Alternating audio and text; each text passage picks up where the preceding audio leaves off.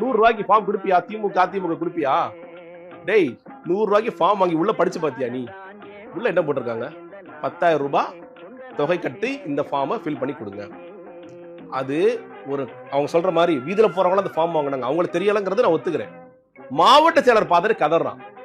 ஏன்னா ஒவ்வொரு நாளைக்கு இன்ஸ்ட்ரக்ஷன் என்ன தெரியுமா? எல்லா மாவட்ட செயலர் கிளம்பி வா, ஒவ்வொருத்தரும் 200ல இருந்து 300 ஃபார்ம் வாங்கணும். இது எந்த கட்சியில இந்த கொடுமை நடக்குமா? திமுக நீங்க 200, அதாவது தலைவர் பேர்ல ஃபார்ம் போடுங்கன்னு சொல்லுவாங்க. எடப்பாடி பழனிசாமி பேர்ல 234 தொகுதி ஃபார்ம் போடணும், முதலமைச்சர் ஸ்டாலின் பேர்ல போடணும், உதயநிதி ஸ்டாலின் பேர்ல போடணும். அது அவங்க இயல்பா சில பேர் பண்ணுவாங்க, கட்டாயத்தின் பேர்ல பண்ணுவாங்க. இதெல்லாம் நடக்கும், இதெல்லாம் எல்லா கட்சியும் நடக்கிறதா. ஆனா ஒவ்வொரு மாவட்ட செயலரும் 200 300 ஃபார்ம் வாங்கணுங்கிறது எந்த கட்சியில இருக்கு? எதுக்கு அப்படி வாங்க சொல்றாங்க? ஸ்கேம் அது, அவ்வளவுதான். சதுரங்க வேட்டை பார்ட் 2. வேற என்ன? எங்க நீங்க 500 ஃபார்ம், 50,000 ஃபார்மா அன்னைக்கு வித்தது? 50,000 × 100 எவ்வளவு? 50 லட்சம். உட்கார்ந்த இடத்துல 50 லட்சம் சம்பாதிப்பது எப்படின்னு புசியானதால புத்தகம் எழுத முடியும். 50 லட்சம் அவர் என்ன பிளான் பண்ணாரு? எப்படி இருந்தாலும் இதுல வந்து 1 கோடி 1.5 கோடி அடிச்சிடலாம், நம்ம நல்ல அமௌண்டா இருக்கு, ஃபார்முக்கு எடுத்து கொடுக்க வேண்டியதானே. அப்ப ரொம்ப கூட்டம் வந்து அக்கம் பக்கத்துல எல்லாம் வந்து பிரச்சனை ஆன பிறகு நீங்க வந்து இல்ல ஓகே நீங்க ஆன்லைன்ல எடுத்துக்கங்க, ஃப்ரீயா கூட எடுத்துக்கங்க அப்படி சொல்லிட்டு விட்டுட்டாங்க.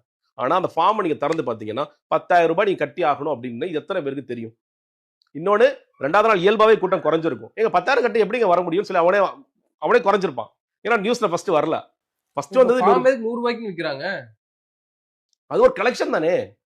டிக்கெட் வாங்கும்போது ஃபார்ம் வாங்குறதுக்கு 100 ரூபாய், கட்டும்போது 10,000 ரூபாய். 10,000. யூஸ்வலா நீங்க வந்து இப்ப திமுக போனீங்கன்னா விருப்பம் மனு கொடுக்கும் போதே சொல்லுவாங்க, நீங்க 10,000 ரூபாய் 15,000 ரூபாய், சில அதிமுக 15 நினைக்கிறேன், ஏதோ ஒரு கட்சி 10 ஒரு 15,000 ரூபாய் நீங்க கட்டணும்.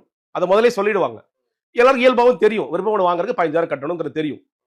இது யாருக்குமே தெரியாது. இவங்க என்ன எப்படி கொண்டு வந்துட்டாங்கன்னா 100 ரூபாய் கட்டி ஃபார்ம் வாங்கிக்க அப்படின்னா ஓகே 100 ரூபாய் போடுறதா போதும் போல நம்ம ஃபார்ம் ஃபில் பண்ணி கொடுத்துட்டா தலைவரே இன்னொரு பக்கம் என்ன செய்தி கசி விடுறாங்கன்னா தலைவரே உங்களை நேர்காணல் காண போறாரு, அவர் தான் கேண்டிடேட் செலக்ட் பண்ண போறாரு அப்படின்னு ஒரு கதை. சரி ஓகே, இப்போ வந்து இதுல ஒரு பெரிய 100 ரூபாய்க்கு எல்லாம் வாங்கிட்டாங்க. 10,000 கட்டும் போது பெரிய ஃபில்டர் ப்ராசஸ் நடக்குமா? அதுல பாதி குறையுமா? அது குறைந்த பிறகு ஒருத்தருக்கு வந்து அடுத்த ப்ராசஸ் என்ன தெரியுமா? முதல்ல நான் சொன்னேன் 2 கோடி சீட் விற்கிறாங்க இல்லையா? இப்போ அதுல ஒரு சின்ன சேஞ்ச் வந்திருக்கு. ஒயிட்டா கொடுத்துருங்க, 2 கோடி ஒயிட் டிடி எடுத்து கொடுத்துருங்க.